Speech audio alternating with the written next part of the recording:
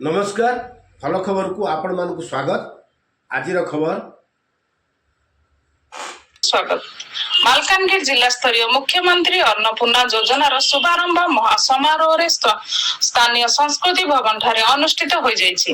राज्य स्तर में मुख्यमंत्री श्री मोहन चरण माझी भुवनेश्वर स्थित इडको प्रदर्शनी पड़िया रे एही योजनार शुभारंभ करिथिबा बेले एहाकु समांतराल भाबे मालकानगिरी जिल्ला रे मध्य कार्यकारी करा जाइछि। एही जो कार्यक्रम रे मालकानगिरी विधायक नरसिंह माडकामी मुख्य अतिथि भाबे जोग दैथिले। योजनार महत्व उपरे आलोकपात करी विधायक श्री माडकामी कहिसंती मुख्यमंत्री अन्नपूर्णा योजना हेउछि गरीब और असहाय श्रेणीर विकास पाई राज्य सरकार एक जुगांतकारी पदक्षेप। स्मार्ट राशन कार्ड और स्मार्टफोन बंटन द्वारा दुर्गम अंचल लोक माने डिजिटल स्तर रे सशक्त हेबे एवं कोनोसी भी हिताधिकारी सेमानकर हकरू वंचित हेबे नाही। आमे जिल्लार प्रत्येक योग्य परिवार पाखरे एही सुविधा पहुंचेबाकू संकल्पबद्ध। जिल्लापाल प्रथमेश अरविंद राजश्री प्रत्यक्ष तत्वावधान आयोजित एही कार्यक्रम में स्वतंत्र उन्नयन परिषद अध्यक्ष गंगा सोड़ी, सांसद प्रतिनिधि संजय सरकार, अतिरिक्त जिलापाल प्रशासन सोमनाथ प्रधान, मुख्य उन्नयन अधिकारी तथा निर्वाही अधिकारी दाशरथी सराबू, जिला समाज मंगल अधिकारी सुचिता पंडा उपस्थित थिले।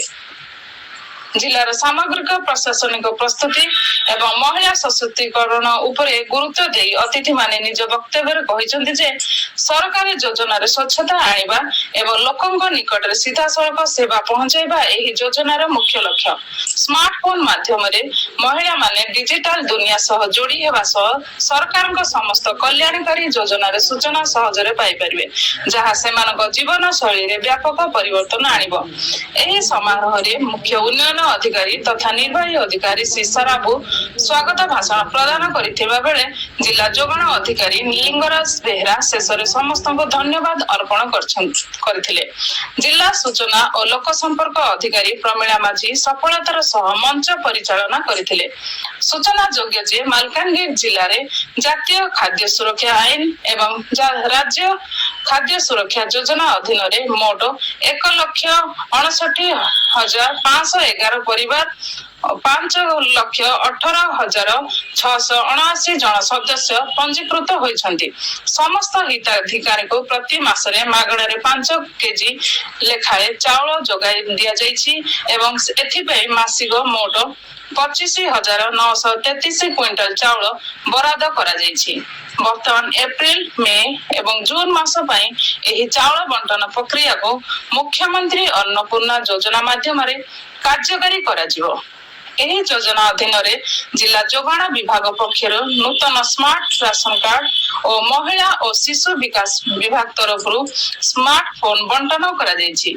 स्मार्ट राशन कार्ड माध्यम रे हिताधिकारी माने राशन दुकान रो सेमानकर अतिरिक्त प्राप्य सहज रे पाई परिबे।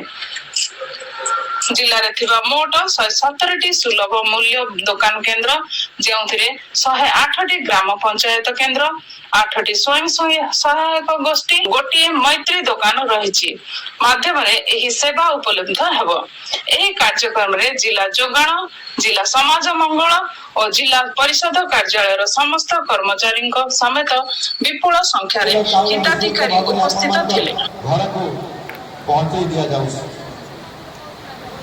क्षेत्र बाकी रहिला अनेक लोक भाबुथिले 5 किलोरे होउनी पुओ एक स्वावलंबी हो पारिछि सारा भारत वर्ष ओडिशा राज्य। ओडिशा राजधानी सरकार को रेकर्ड परिमाण धान विक्रय करथंती।